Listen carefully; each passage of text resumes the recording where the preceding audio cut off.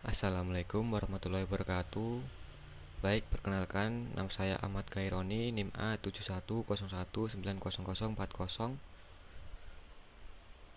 Di sini saya akan menjawab soal UAS keamanan jaringan nomor 1 poin A tentang analisis risiko keamanan terhadap perusahaan cloud computing. Yang pertama, pengertian cloud computing. Sederhananya, cloud computing adalah metode penyampaian berbagai layanan melalui internet. Sumber daya yang dimaksud contohnya adalah aplikasi seperti penyimpanan data, server, database, jaringan, dan perangkat lunak. Kemudian, tipe cloud computing berdasarkan layanannya. Terdapat 3 tipe cloud computing berdasarkan layanannya. Yang pertama yaitu Software as a Service atau SaaS, melibatkan suatu lisensi aplikasi perangkat lunak kepada penggunanya. Lisensi ini biasanya diberikan melalui metode pay as you go atau on demand. Tipe seperti ini bisa ditemukan di Microsoft Office 365. Tipe yang kedua yaitu Infrastruktur as a Service atau IaaS, melibatkan metode untuk mengirimkan suatu file dari sistem operasi ke server dan penyimpanan melalui konektivitas berbagai IP sebagai bagian dari layanan on-demand. Klien jadi tidak perlu membeli perangkat lunak atau server. Contoh populer dari tipe ini adalah Public Cloud dari Indonesian Cloud dan Microsoft Azure. Tipe yang ketiga yaitu Platform as a Service, PaaS. Disebut-sebut sebagai yang paling kompleks. PaaS hampir mirip dengan SaaS, tapi perbedaan paling besarnya adalah alih-alih mengirim suatu perangkat lunak via online, PaaS sebenarnya adalah platform untuk membuat perangkat lunak yang dikirimkan melalui internet. Contoh dari PaaS seperti Salesforce.com dan Heroku. Kemudian hasil analisis resiko.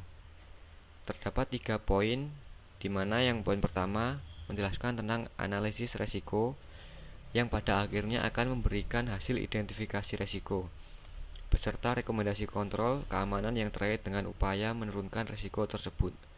Tahapan tersebut dinamakan rekomendasi kontrol. Poin yang kedua, kontrol recommendation akan menjadi hasil dari proses risk assessment dan akan menjadi input bagi proses risk mitigation, serta menjadi rekomendasi prosedur dan teknik dalam perencanaan keamanan informasi yang diimplementasikan ke depan. Kemudian poin ketiga, adapun rekomendasi yang dihasilkan dari atau analisis resiko sebagai berikut. Yang pertama, resiko yang terkategori pada level low dengan ranking 1 sampai 5 yang bernilai resiko rendah sehingga dapat diterima. Yang kedua, resiko yang terkategori pada level medium dengan ranking 6 sampai 10 bernilai menengah dengan rekomendasi resiko tidak dapat diterima, sehingga resiko tersebut harus dihilangkan, dikurangi atau dipindahkan. Yang ketiga, resiko yang terkategori pada level high dengan ranking 12 sampai 16 yang bernilai tinggi dengan rekomendasi resiko tidak dapat diterima, sehingga risiko tersebut harus dihilangkan, dikurangi atau dipindahkan. Kemudian masuk ke tabel rekomendasi kontrol yang akan menjadi hasil dari tahap analisis risiko, yang selanjutnya menjadi input bagi tahap risk mitigation, tahap evaluasi, tahap analisis cost benefit dan cost effectiveness terhadap kontrol keamanan yang direkomendasikan dan pada akhirnya akan dipilih. Pembahasan tentang tahap proses mitigasi dijelaskan pada bagian selanjutnya. Kemudian pada tabel kedua menjelaskan ranking prioritas dari kontrol keamanan yang direkomendasikan. Data ini diharapkan dapat menjadi bahan pertimbangan dalam perencanaan keamanan informasi, sehingga dapat diketahui prioritas implementasi kontrol agar dapat efektif dalam mencapai tujuan dan sasaran keamanan informasi. Kemudian masuk ke hasil mitigasi resiko. Tahapan pada mitigasi resiko antara lain adalah tahap analisis effectiveness cost dan cost benefits analysis. Pada tahap analisis effectiveness cost, kontrol keamanan akan dilakukan berdasarkan tahapan sebagai berikut. Yang pertama yaitu melakukan identifikasi investasi dalam rangka implementasi kontrol keamanan yang telah direkomendasikan pada tahapan sebelumnya. Yang kedua yaitu menghitung nilai prioritas setiap investasi. Kemudian yang ketiga menentukan ranking prioritas investasi. Masuk ke hasil mitigasi risiko. Berdasarkan hasil dari cost benefit analysis, pihak manajemen menentukan beberapa rekomendasi yang memiliki cost effectiveness untuk mampu mengurangi dan menghilangkan risiko. Maka rekomendasi kontrol yang dipilih untuk digunakan. Pemilihan kontrol telah menyajikan hasil evaluasi yang menyatakan bahwa seluruh kontrol telah sesuai dengan kerawanan atau kelemahan yang akan dikurangi dan mampu menurunkan risiko di bawah maksimum risiko.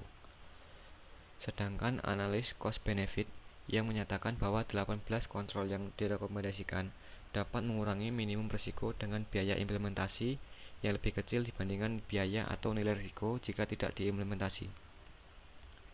Kemudian analis cost effectiveness memberikan prioritas dalam mengimplementasikan kontrol-kontrol tersebut berdasarkan efektivitasnya dalam mencapai tujuan keamanan informasi.